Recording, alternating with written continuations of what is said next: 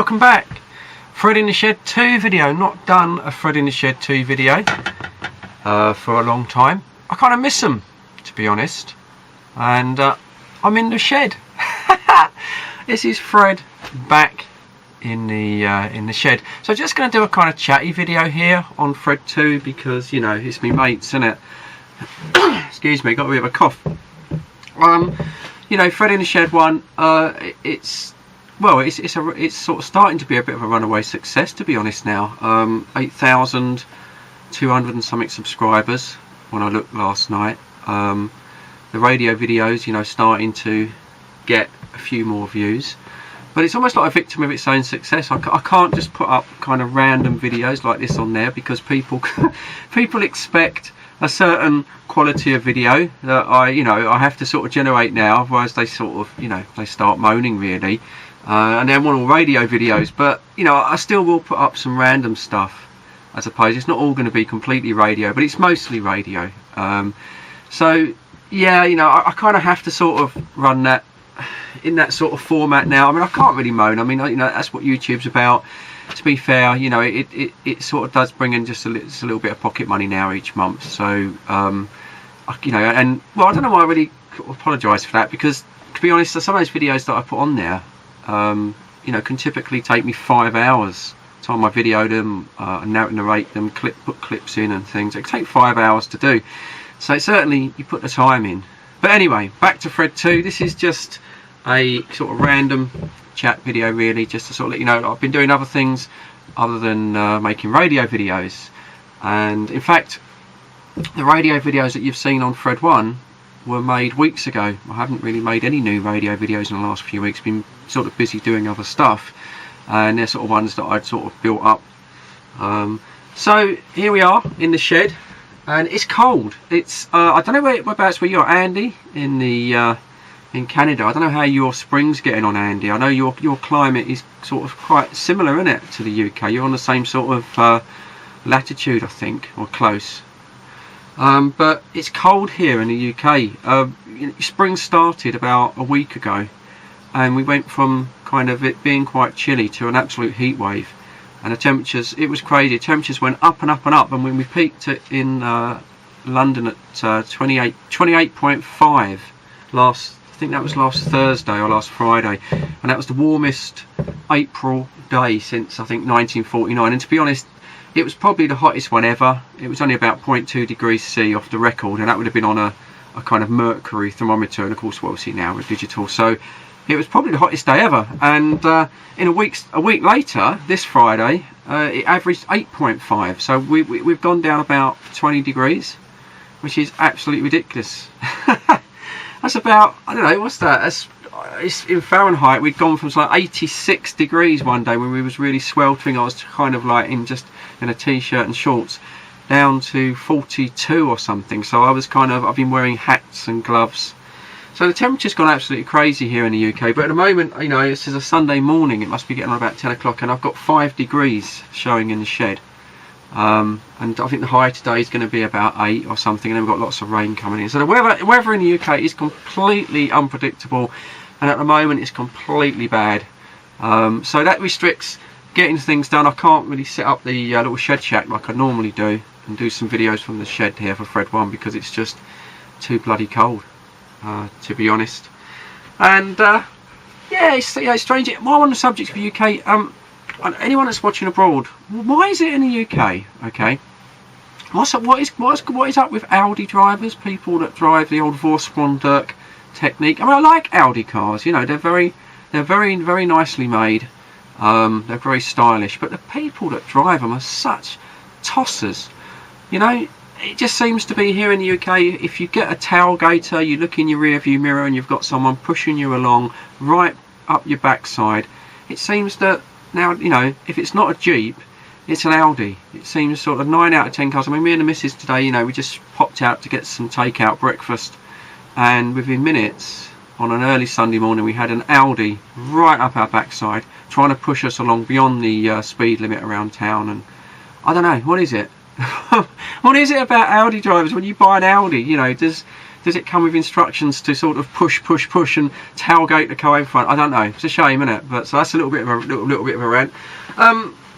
Today, what I'm going to be doing today, which I don't know if I'll put on video or not, depending how it goes, but I'm going to do a little bit of work on the Ibiza, on the brakes of the car. Now it's a bit odd because a few years ago I gave up messing about with brakes. I mean, I changed brake pads and things because that's easy, but with the hydraulics, bleeding of the brakes, because you have to change your brake fluid every 2 years, I sort of gave it up because it was quite cheap to put the car in the garage. I mean, we're typically sort of 70-80 quid, and they'll change all of the hydraulic fluid for you. And also, it's a little bit messy, it's a little bit fiddly, and I had some varied results. I mean, you know, I gave up sort of the old pushing the pedal down with a little bit of pipe in the jam jar years ago, and I bought a sort of vacuum kit where you had a hand pump and you built up a vacuum, and then you just, I might have even showed it on one of my videos, and then you undone the bleed screw and it sucked out the hydraulic fluid. The problem we had with that is that even if you take out the bleed nipple entirely and you put a little bit of copper grease or grease on the thread, you still get a little bit of air leakage through the thread. So when the fluid comes out, you can see air bubbles, and you're never sure whether that is air in the hydraulic system itself or whether that's just been introduced at the sort of bleed nipple. So I wasn't too impressed, so I gave up. I think it was a couple of years ago, and since then, the last couple of times I've put the cars into the garage. But I'm going to have another go. Sort of mainly, you know, I think I can probably do a better job, to be honest, on the garage house. And also, I want to use some better quality brake fluid. This is Castrol React Performance. This is a performance brake fluid. It's a little bit more expensive than your standard sort of brake fluid, but it's supposed to give you a better pedal feel. Both my cars I've upgraded to stainless steel flexible brake pipes. I'm a little bit funny about brakes, so I sort of do like a nice feel. So what I'm going to be doing is, and I'll probably end up doing a review on this, but what I'm going to be doing is using this Sealey brake and clutch bleeding system. This is a pressurized system where you pressurize the master cylinder, and then hopefully that takes care of having to sort of siphon any fluid through or pump in a pedal. So yeah, you can do a bit of stuff on the cars. Like I say, radio wise, I know a lot of you follow the radio stuff. Obviously the summer cycle at the moment with the sort of solar cycle is really low. There's just no international DX coming in, which is a bit of a shame. So all of my radio stuff is local, but that's pretty good. You know, I'm pretty much on there every day about 4 o'clock on the 27305 net. And that continues to grow. We're getting new people starting up, new breakers come on that all the time. So that's good. And a message to Sean, if you're watching, and I think you will be. You know, Sean, I know the weather's getting better. I know you've kind of given up on radio, and I understand that. But, you know, put your Game Master up, Sean. And just if you do that, just give a listen at about around 4 o'clock to about 4:45 on 27305, because I reckon, Sean, you'll be able to hear the net now, because we are communicating all the way across North London, right across the river down to Chris, who's in Surrey in Reigate. So in Dagenham, I reckon you should be able to hear us, and be interesting to know if we could actually be heard. So get that bloody antenna up, Sean. Come on, you've had that down long enough.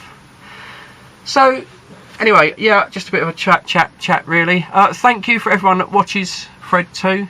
I'm not going to name you, because every time I do this, and I always go through there's always people I miss out, and then someone will comment and I think, oh crap, I forgot to mention that guy. But there's one guy I'm going to mention that I always forget, and that is Noise Jammer. I don't know your name. You always come up Noise Jammer, and he leaves comments on all of the videos. He's been doing it for years, and I always forget him because he's nice. So Noise Jammer, thank you very much. You're sometimes one of the first to comment. So cheers, mate. Thanks for the comments. If you do your own brakes and you're going to do the release the brake nipple, if you have to use a normal spanner, I would recommend that you always use a ring spanner. Don't just use a plain open-ended spanner, because obviously, you know, bleed nipples are very rarely undone, and they tend to round off. But ideally, if you've got one, or you can get one, use a proper dedicated brake brake pipe spanner. So I'm losing my words. Brake. As you can see, this wraps completely around the nut and covers all of the flats of the nut. And these aren't expensive. I think that you get these on eBay for about £4. Standard 10 and 11 millimeters generally does most brake unions, and most brake bleed nipples. Some are bigger. The Volvo, I think, are bigger. But yeah, get yourself some proper brake pipe spanners, and that should save you quite a bit of trouble. Little tip: if you're putting your car up onto ramps, and of course you're doing it on your own, sometimes it's quite difficult to line up the ramp with the wheel just looking at it. So get yourself a piece of wood like this, and then you can see straight away whether you got the ramp straight as opposed to the wheel, which I didn't. So there you go. Anyways, just a little tip really, just to make sure that you don't go off the side of the ramp and cause rather an expensive mistake.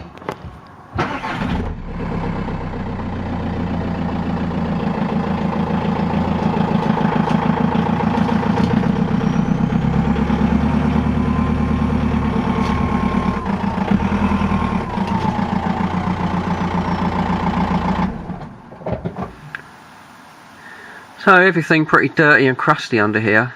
Obviously the car's 10 years old now.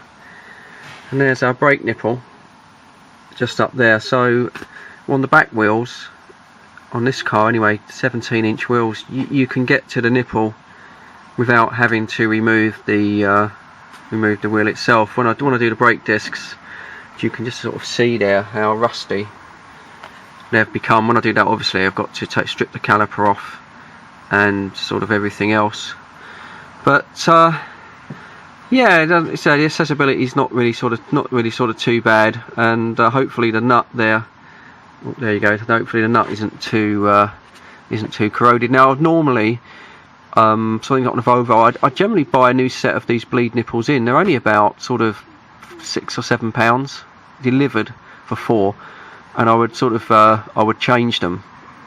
But as I say, as we'll be getting rid of this car probably within a year's time. The next brake service, I won't be doing it myself. So most modern cars, they don't make it particularly easy to get things to service. This one is a little bit more difficult. I mean, you know, it's nothing clever. They just shoehorned a 1.9 turbo kind of diesel in a car that's the same size as a Polo. It just kind of like shove that in it. Yeah, that'll do. She'll be all right. She'll go down the road okay. And she does, but it doesn't make servicing the damn thing particularly easy. Got this honking great turbo on the back here, and the brake fluid reservoir, look, is buried right in here. Can you see that?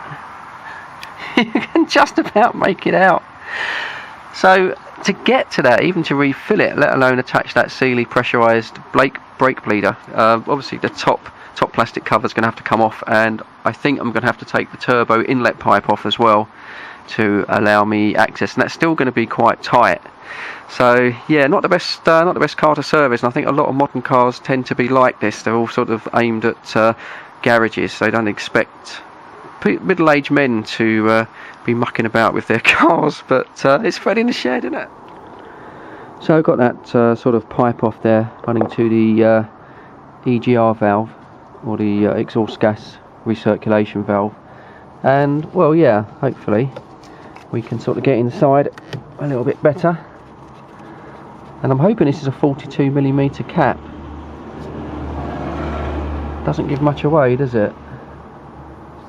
But hopefully that's a standard 42mm cap. So what I'm doing here is I'm just siphoning out some of the used brake fluid here into a syringe before I go ahead and change the fluid. And then so the brake fluid that's coming out is a little bit darker. I mean, as a general rule, and a little bit gross I know, but you really want the brake fluid to be clear, rather like your wee when you're completely hydrated. What you don't really want is it to be dark and golden like this one, which is what you probably get first thing in the morning. You want it really sort of straw coloured. So this has been in 2.5 years, this fluid, so it's pretty much ready now, ready to sort of be changed. It gets darker as the sort of fluid becomes older. But yeah, this one does look like the first of the day, doesn't it? Sorry to be gross. Right, we've got the Sealey pump on. That was quite tight actually, that sort of push connector there.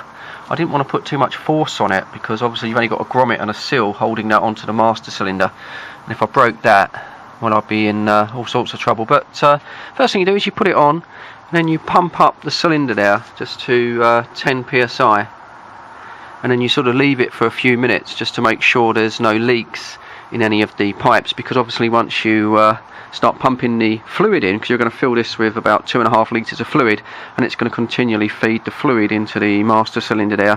What you don't want is fluid under pressure spraying around, because brake fluid is corrosive to your paint on your car. Hence I've got one of these kind of work pads, if you like, magnetic work pads that just fit over the sort of bodywork you've got. They're worth getting actually. Again, they're not expensive, and they just sort of fit on your car, so when you sort of lean over, or if you drop something or spill something, you don't damage your paint and end up in tears. But anyway, that seems to be okay. That's been on there for about a minute, and that doesn't seem to be dropping, so I think we're going to be sort of good to go. So yeah, all good so far.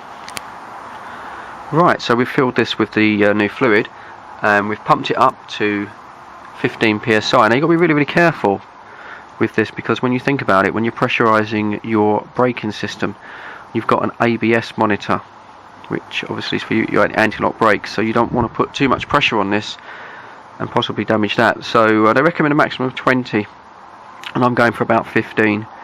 I'm going to sort of play on the safe side, but obviously when that's pressurised, that is now feeding clean brake fluid into the reservoir there, and then when I uncrack the bleed nipple, that will flow through, and I just need to check that obviously we don't run out of pressure, and that's it really. Just also when I'm doing it, I need to just push the pedal down at some point and just clean through the inside of the master cylinder itself. I mustn't forget that. But hopefully that's pretty much going to be it. It saves all that pumping and all of the undo the nipple, redo the nipple and all that business. That now should do all the hard work for me. So from this end of things, basically all you need to do is just undo the bleed nipple there, and just let the brake fluid flow through. Of course it's under pressure, so there's no chance of any air getting back into it.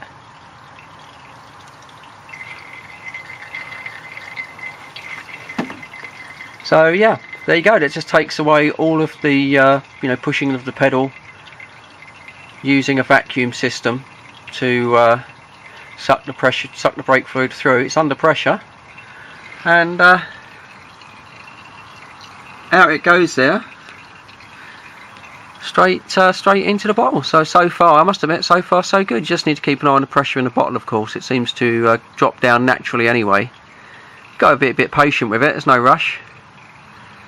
And yeah, going to put through probably about half a litre, I think, on the first wave, just to make sure that all of the old fluid is through, and then go ahead and bleed the other side. But at the moment it's easy peasy lemon squeezy. Famous last words from old Fred. I'll let you know how I get on at the end. So the back's all done, and I must say it was quite painless. And just coming round to the front now, can you hear that? It sounds bad, it sounds like you're taking a pee. But I must say, do you know something, maybe it's just me, maybe I'm strange, but there's something quite satisfying in watching the colour change as it comes out of the caliper there. You know, you've got the slightly darker liquid, which is the old fluid, and then you see it flow into the lighter colour. And then there we go, into the bottle there. So yeah, so far so good. I'm quite impressed actually. I mean, it's about £45 I think for that Sealey pressure kit, but it's certainly taken a lot of the hard work out. There we go, the final front caliper. Obviously you do them in order away from the brake cylinder. So pretty boring, isn't it, watching these videos? Just watching brake fluid flow into a bottle there. And but anyway, that's about it really. So as I say, it's been quite painless, quite not as mucky as what you'd normally get involved when you do the brakes. So I'm going to bring this one to a stop because I have bored the arse off you enough. So thank you very much for watching this on Freddy in the Shed 2. Obviously, if you want more reviews and more sort of, shall we say, professionally or carefully put together videos, then of course always shoot over to Freddy in the Shed 1.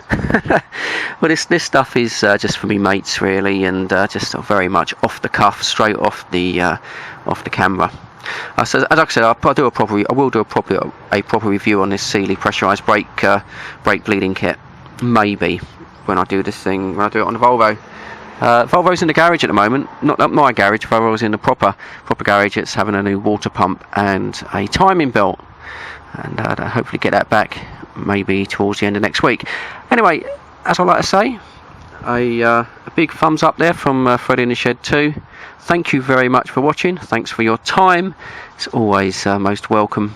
And stay tuned for more Freddy in the Shed 2, and of course more Freddy in the Shed 1. But as for now, stay safe, and of course I'll catch you all on the next one. Be good, fellas.